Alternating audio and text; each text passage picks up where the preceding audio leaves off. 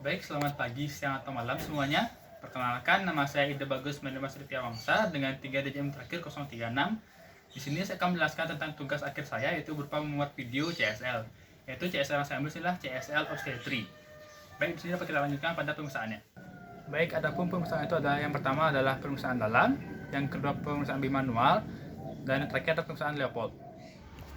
Saat dilakukan anamnesis, yang pertama harus kita lakukan adalah menyapa pasien, lalu memperkenalkan diri, membuat pasien nyaman, menanyakan identitas pasien, baru mulai menanyakan tujuan pasien datang kemari, seperti ada yang bisa saya bantu atau ada keluhan apa.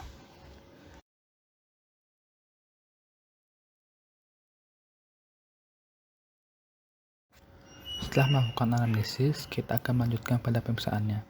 Namun sebelum kita melakukan pemeriksaan, kita harus menjelaskan prosedur dari pemeriksaan tersebut, di mana pada pemeriksaan kali ini pasien akan ditemani oleh perawat wanita ataupun suster dan diminta untuk berbaring di bed dengan pakaian yang dilepaskan dan digantikan dengan selimut atau kain, dengan posisi kaki berada pada meja litotomi dengan posisi litotomi, dan menanyakan apakah pasien bersedia atau tidak. Jika bersedia, pemeriksaan akan dilanjutkan. Dan di sini dijelaskan juga sebelum melakukan pemeriksaan kita akan melakukan tindakan aseptik terlebih dahulu dan menggunakan APD seperti handscoon, masker, dan apron. Sebelum pemeriksaan dimulai, di sini kita boleh mengizinkan pasien untuk buang air kecil terlebih dahulu.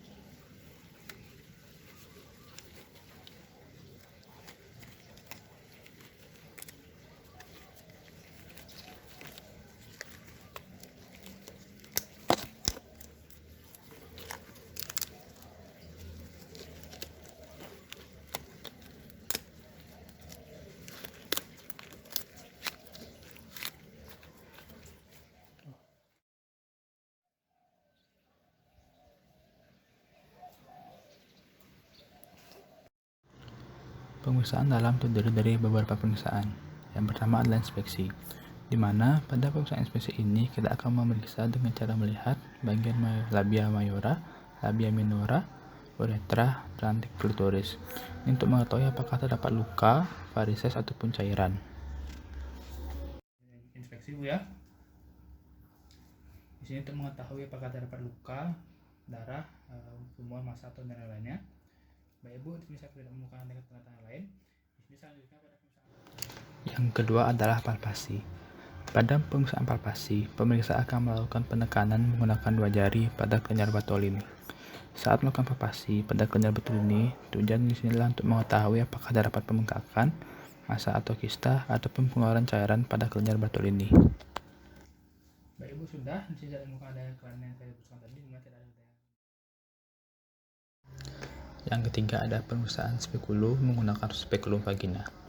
Saat pemeriksaan spekulum, kita harus memperlihatkan spekulum kepada ibu sambil menjelaskan bahwa benda tersebut akan dimasukkan ke dalam vagina pasien dan pasien diminta untuk tenang dan rileks saat pemeriksaan dengan cara meminta pasien bernafas melalui mulut dan melemaskan badan sambil kedua kaki tetap dilengangkan. Lalu meminta pasien untuk mengatakan jika apa yang dilakukan menyebabkan pasien merasa tidak nyaman ataupun nyeri. Selanjutnya, basahi spekulum dengan air yang hangat atau lumuri dengan jeli.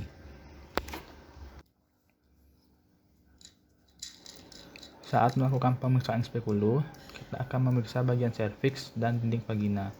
Dimana pada pemeriksaan serviks ini kita akan melihat bagian serviks apakah terdapat luka, pembukaan serviks, darah atau cairan, ataupun tumor atau massa.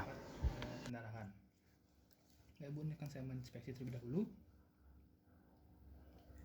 Baik Ibu, saya tidak menemukan adanya kelainan tadi. Selanjutnya saya akan memeriksa pada bagian dinding vagina Ibu untuk mengetahui apakah terdapat luka, pendarahan ataupun tumor atau massa Bu ya. Lalu pada pemeriksaan bagian dinding vagina, di sini juga kita melihat apakah terdapat luka, darah atau cairan, tumor dan massa.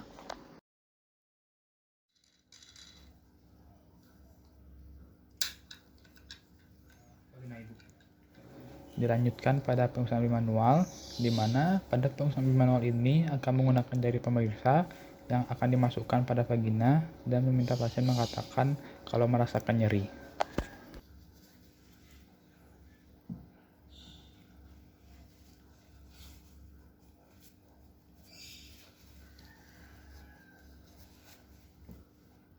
Baik Bu, saya akan mempalpasi. Pemeriksaan pertama daripada pemeriksaan manual itu adalah mencari letak serviks untuk mengetahui apakah terdapat tumor atau massa di serviks, pembukaan serviks, nyeri karena gerakan atau nyeri goyang, dan penonjolan di daerah cavum Douglas. Baik, untuk pemeriksaan yang kedua itu ada palpasi uterus, di mana pada pemeriksaan kali ini akan menggunakan dua tangan, di mana salah satu tangan pemeriksa akan berada di atas perut atau abdomen dan salah satunya lagi menggunakan dua jari yang masih berada di dalam vagina untuk palpasi uterus. Ini untuk mengetahui apakah terdapat mobilitas atau nyeri, lalu untuk mengetahui bentuk, ukuran, konsistensi dan posisi pada uterus. Di sini untuk mengetahui apakah terdapat tumor atau massa di bagian uterus. Selanjutnya ada pemeriksaan agnesa. Sama seperti pemeriksaan uterus tadi, di sini pemeriksa menggunakan dua tangan dengan cara menggeser palpasi manual ke arah lateral uterus kanan dan kiri untuk memeriksa agnesa kanan dan kiri. Di sini tujuannya untuk mengetahui apakah terdapat tumor atau massa dan nyeri pada agnesa. Saat pemeriksaannya sudah selesai, di sini pemeriksa dapat melepaskan sarung tangan pada tempat dekontaminasi, lalu membantu pasien untuk bangun dari meja pemeriksaan, mengucapkan terima kasih atas kerjasamanya, meminta pasien untuk mengenakan pakaian kembali, dan meminta pasien untuk menunggu pada meja evaluasi, sementara pemeriksa dapat mencuci tangan menggunakan sabun. Setelah itu, kalian boleh menjelaskan hasil pemeriksaan daripada pasien.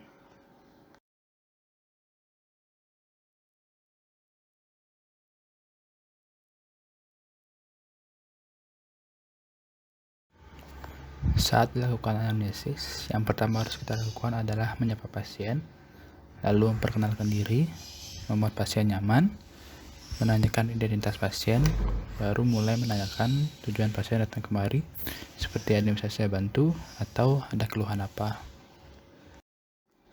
Selanjutnya adalah melaksanakan prosedur, di mana pada pemeriksaan kali ini akan terdiri dari pemeriksaan level 1 sampai 4, di mana saat pemeriksaan nanti akan ditemani oleh perawat wanita ataupun suster.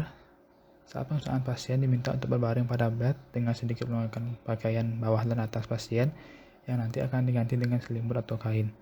Dan tanya untuk kesediaan pasien untuk dilakukan pemeriksaan tersebut. Jika pasien sudah bersedia, kita dapat menyiapkan alat-alat berupa Medline, Doppler, dan gel. Lalu dapat melakukan tindakan aseptik dan menggunakan masker dan handscoon.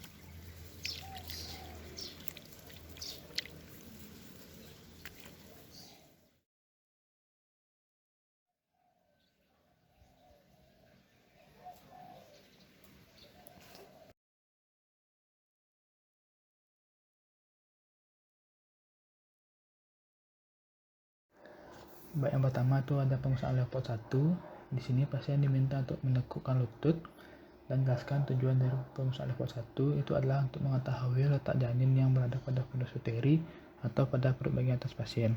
Dimana jika dalam keadaan normal, pemeriksa akan merasakan adanya massa berbentuk bulat, tidak melenting dengan konsistensi yang lunak, dan tidak dapat digerakkan, yang merupakan gambaran daripada bokong janin. Lalu selanjutnya ada pengukuran menggunakan Medline, di mana tujuan dari pengukuran ini adalah untuk mengetahui tinggi dari fundus uteri pasien dengan cara melakukan pengukuran pada bagian pinggir atas semester pubis sampai dengan fundus uteri.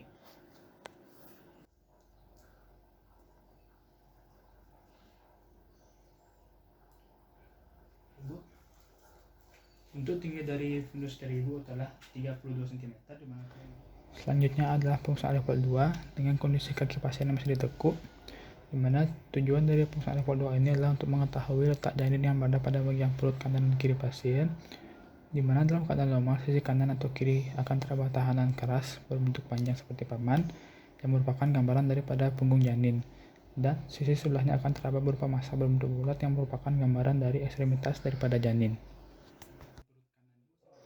Selanjutnya ada pemeriksaan DJJ atau pemeriksaan detak jantung janin, di mana pada pemeriksaan ini akan menggunakan Doppler yang sudah dilapisi dengan gel, lalu diletakkan pada bagian punggung janin selama 15 kali 4 detik atau selama 1 menit, di mana dalam keadaan normal, detak jantung janin akan terdengar sebanyak 160 kali per menit.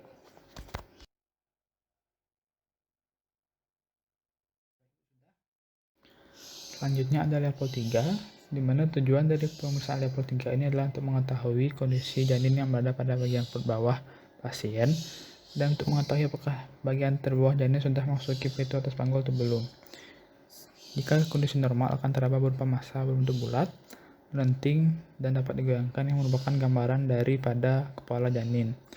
Dan jika kedua tangan dapat bertemu saat pemeriksaan, dapat dipastikan janin yang belum memasuki pintu atas panggul atau dalam kondisi konvergen.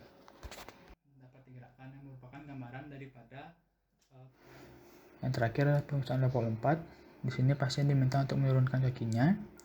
Tujuan dari pemeriksaan level 4 ini adalah untuk menentukan apakah janin sudah memasuki pintu atas panggul atau belum dengan cara mengukur perlimaan. Jika janin belum memasuki pintu atas panggul dan didapatkan hasil 5/5. Jika sudah sepenuhnya memasuki pintu atas panggul, maka akan didapatkan hasil 0/5. Baik Ibu, saat pemeriksaan sudah dilakukan, pemeriksa dapat meminta pasien untuk mengenakan pakaian kembali yang bisa dibantu oleh suster ataupun perawat yang ada, dan meminta pasien menunggu di meja evaluasi sementara pemeriksa melakukan tindakan aseptik terlebih dahulu.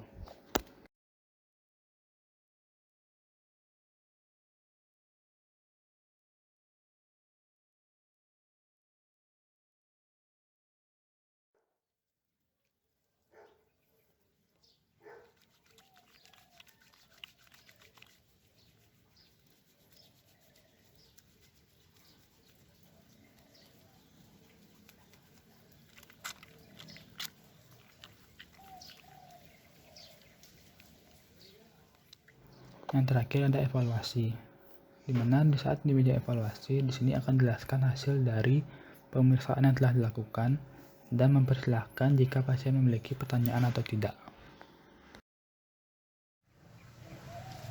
Baik, sekian video tugas akhir saya yaitu tentang CSR obstetri. Mohon maaf jika ada salah kata atau perbuatan. Saya tutup dengan terima kasih. Terima kasih.